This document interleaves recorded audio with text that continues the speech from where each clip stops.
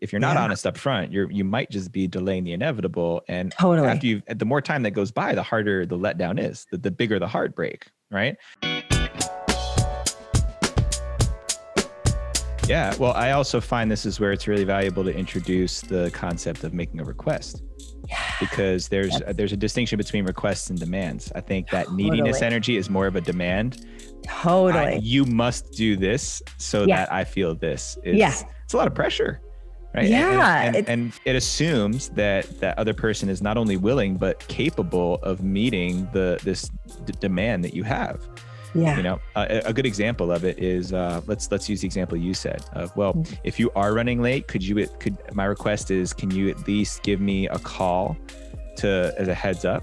Yeah. And that request, let's say my wife is making that request to me, and I can say, hey, listen, I will do that every time I'm able to do it.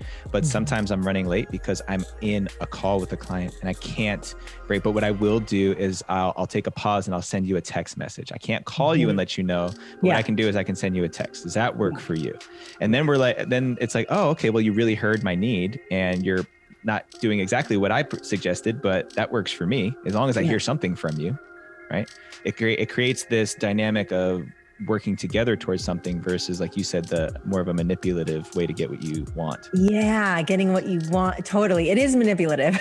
And so, I think just being able to express a need and then work with that, and you can go back and forth, and she goes, okay, that works. And it makes sometimes the needs that are expressed, I can't say yes to, or I won't, because it compromises some other agreement I have with myself, especially. Yeah, and then you get to negotiate or figure out, does this work or not? Exactly. Or they say, hey, okay, well, here's a real breakdown. You know, if you're not able to do this, then what else can we do?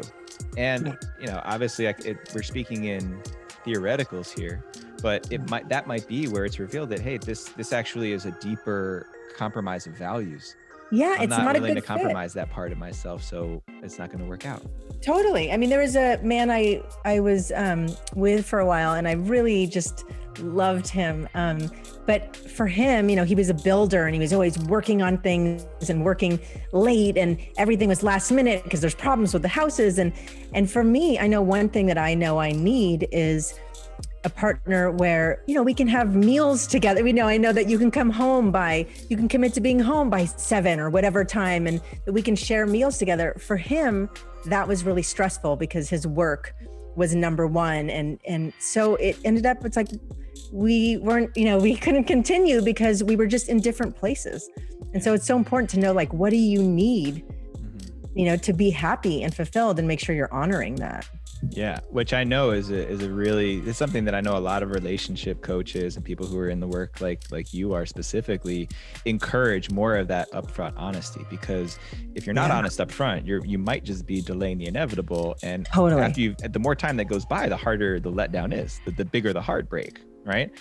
Totally. There's also a balance to it, right? I mean, it's a whole nother thing to go on your first date and lay all of your cards out on the table. Yeah. What's the balance there? What do you usually coach people around with that? Yeah. I mean, I think it's good to be on. I mean, I think there's a spectrum, right, of like vulnerability and what you share and all of that stuff. And so I think that, you know, if you're sharing about your lifestyle or just who you are, what's important to you, your lifestyle, I think go ahead and share that, because that's, you know, if it's not a fit, better to know that early on.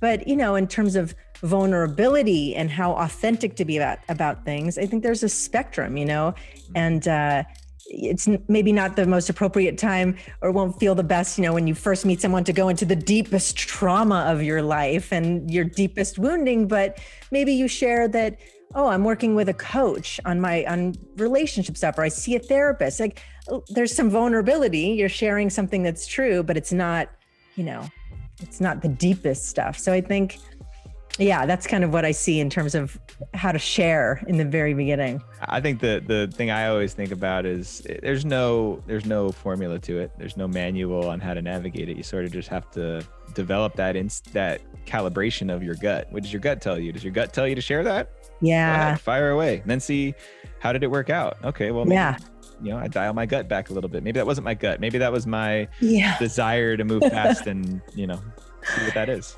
Totally tune into yourself and what feels right in that moment. to express. And sometimes it's not the right time to share certain things.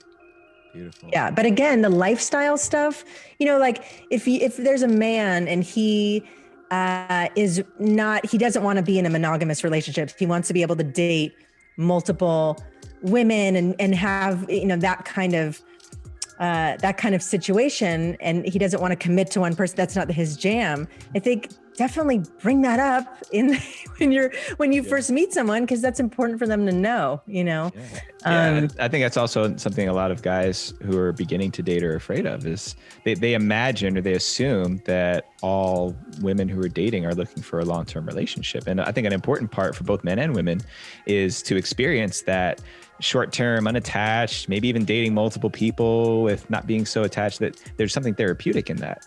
Yeah. That overrides that story of there's only one person out there for me, or there's a scarcity of matches, so I need to lock my talents into the first one that pops up. Yeah. But to have that level of honesty, like, hey, just to be upfront, I'm not right now ready for a long-term commitment. I'm just meeting people and getting to see what it is I'm looking for.